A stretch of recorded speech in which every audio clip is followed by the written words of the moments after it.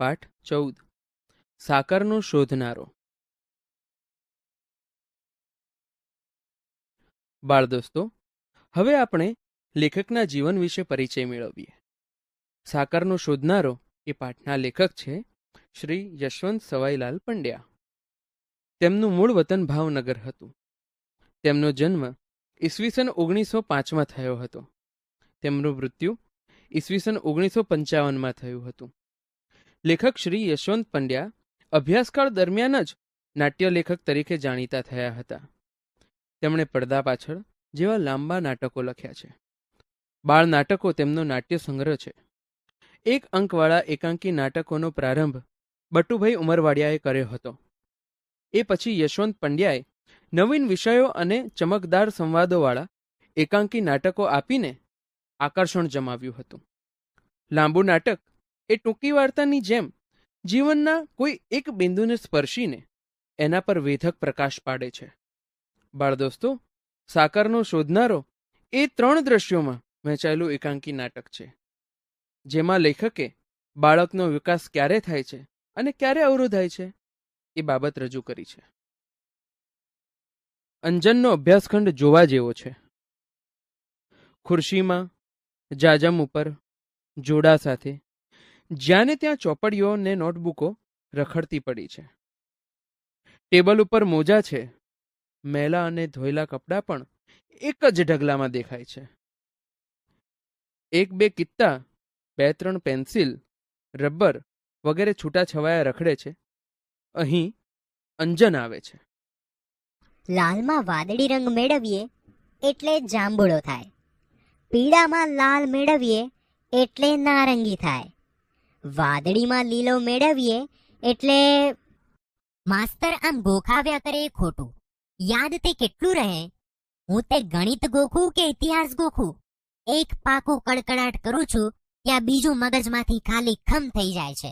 અમારે ભણવું કેટલુંક, રમવાનું તો જાણે નામ જ ન લેવું. હું તો હેરાન થઈ ગયો. આવું ભણતર તે કોણે કર્યું હશે?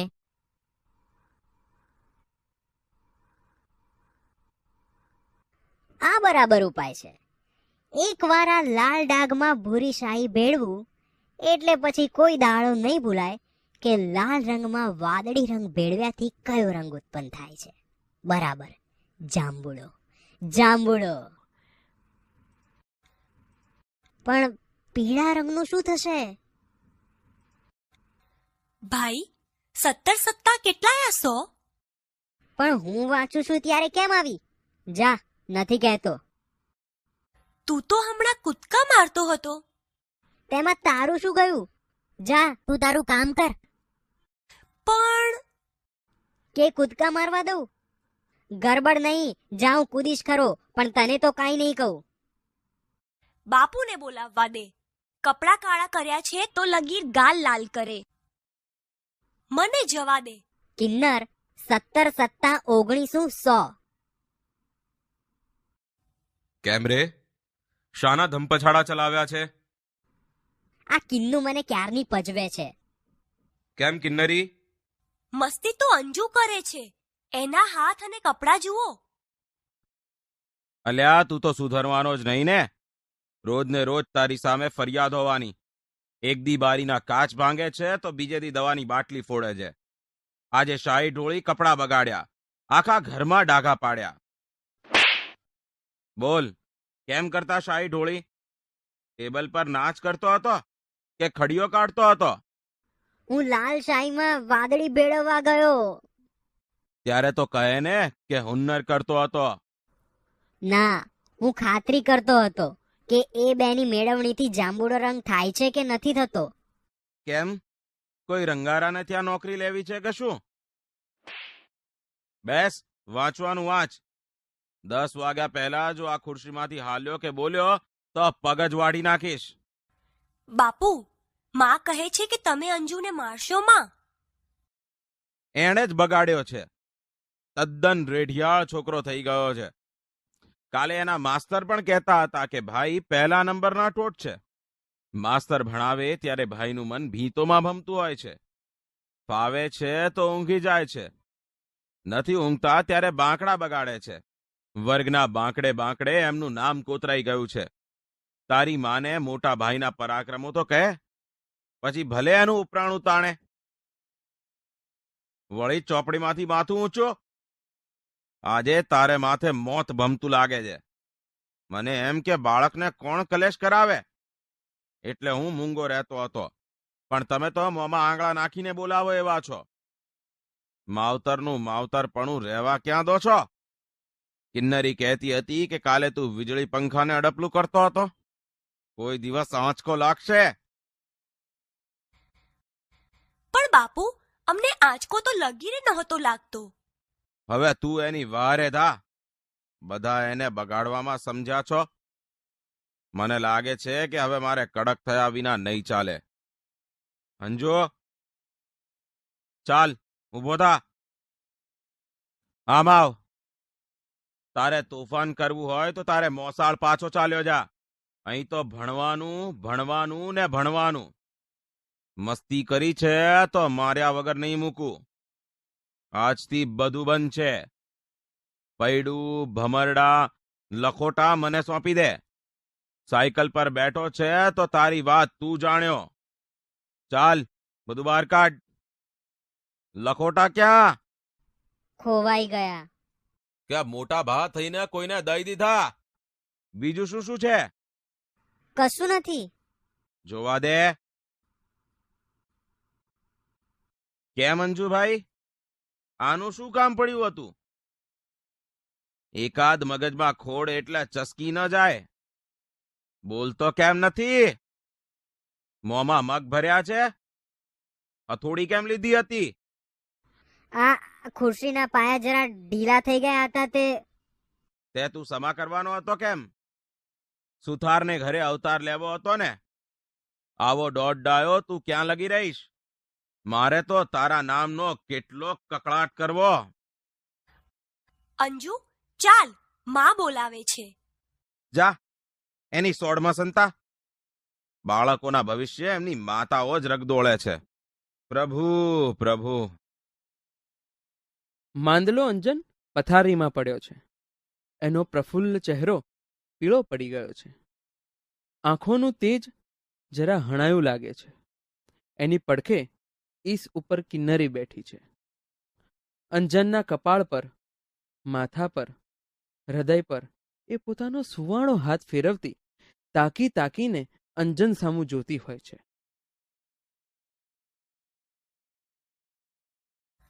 અંજુભાઈ, કંઈ જોઈએ છે? ના કિન્નર, મારે કાંઈ નથી જોઈતું. તારે રમવા જવું હોય તો જા. ના અંજુ, હું તો અહીં બેસવાની. શું કામ? હું માંદો એમાં તારે શું કામ ન રમવું? જા બહેન. ના ભાઈ, હું કયા મોએ રમું? મારા કારણે તું માંદો પડ્યો. મારે જ તને સાજો કરવો જોઈએ. તારે વાંકે? ના ના, હું તડકામાં ખૂબ કૂદ્યા કરતો હતો. પછી તાવ ચડે એમાં શી નવાઈ? ના ના અંજુ, આજે સવારે મા બાપુને કહેતી હતી કે તેમણે જ તને માંદો પાડ્યો છે. એ દિવસે તને બાપુ એટલું બધું ધક્યા ન હોત તો તારી તબિયતને કશું ન થાત. મા મને વળતી હતી કે મેં તને પજવ્યો ન હોત તો બાપુને કંઈ ખબર પડત જ નહીં. એટલે મૂળ વાંક તો મારો જ છે. કિન્નરી, એમ ઢીલી ન થા. વાંક તારોય નથી અને મારોય નહીં હોય. માં ઘડી ઘડી નસીબનો વાંક કાઢ્યા કરે છે ને, મારું એ નસીબ વાંકું હશે.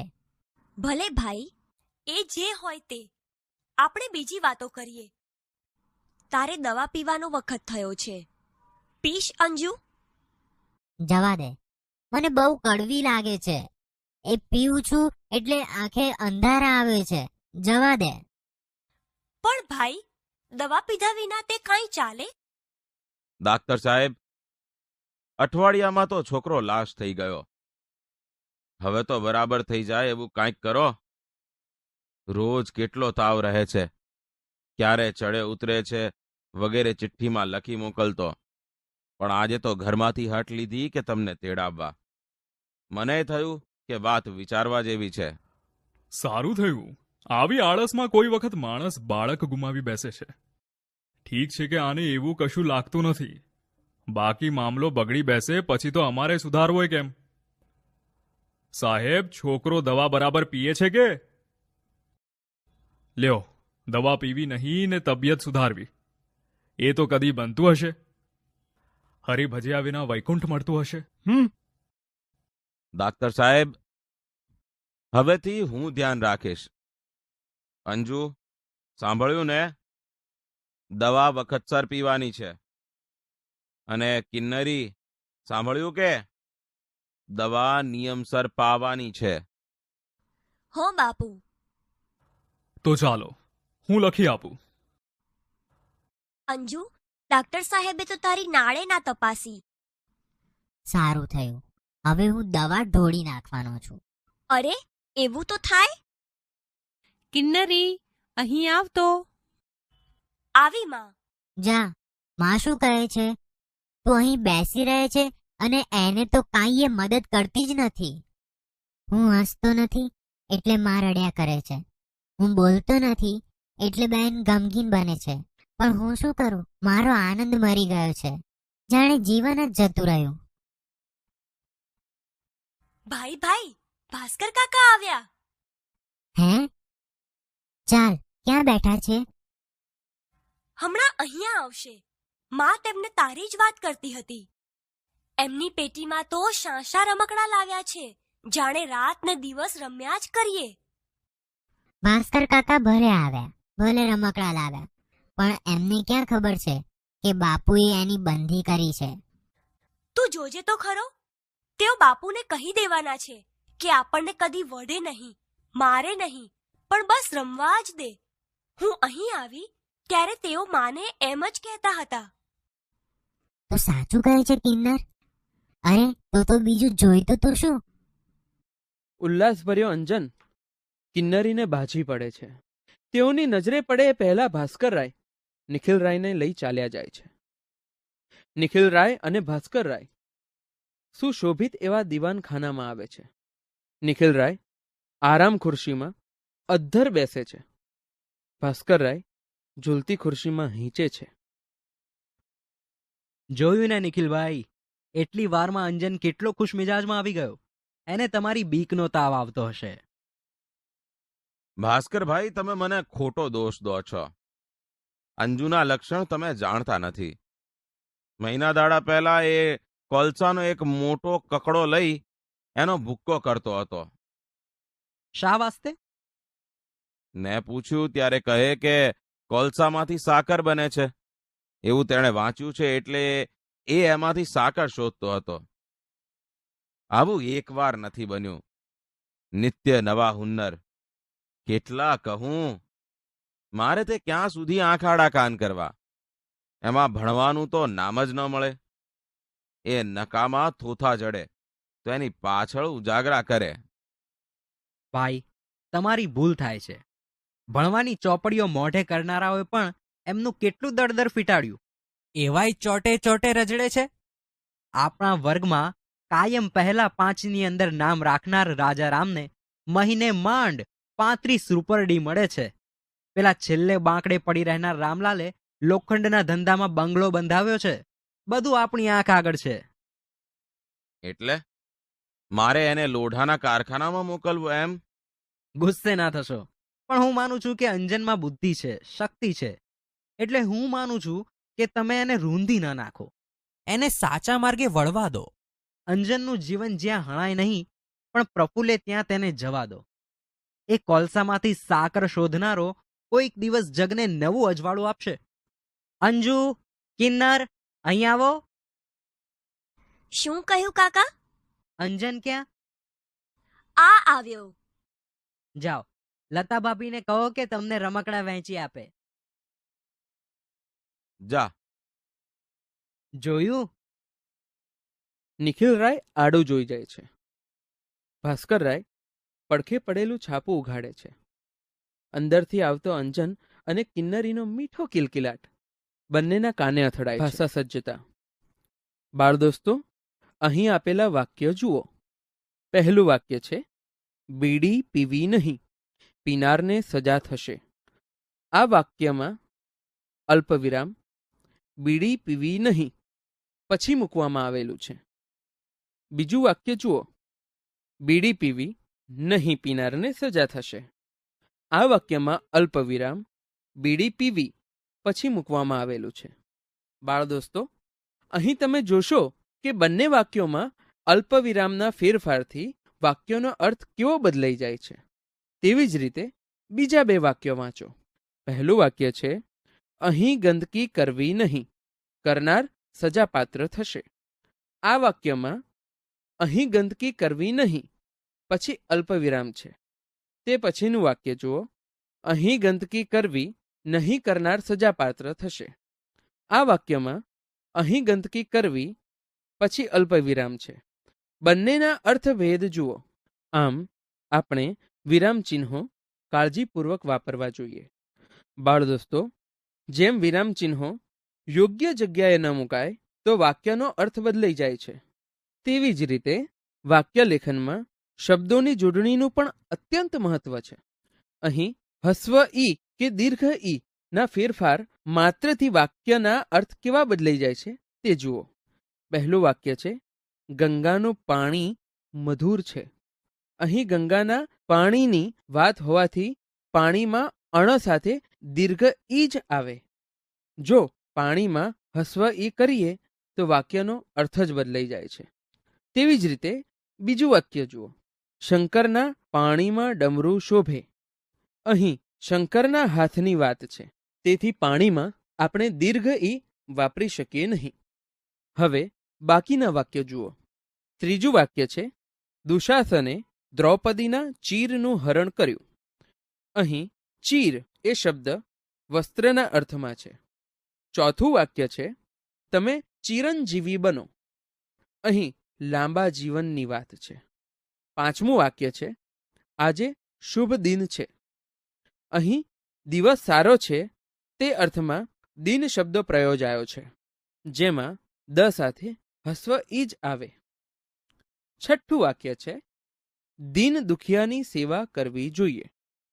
અહીં ગરીબ માટે દીન શબ્દ વપરાયો છે, જેમાં દ સાથે દીર્ઘ ઈ જ આવે. આમ આ રીતે વાક્યમાં શબ્દની જોડણીનું ધ્યાન રાખવું પણ અત્યંત જરૂરી છે.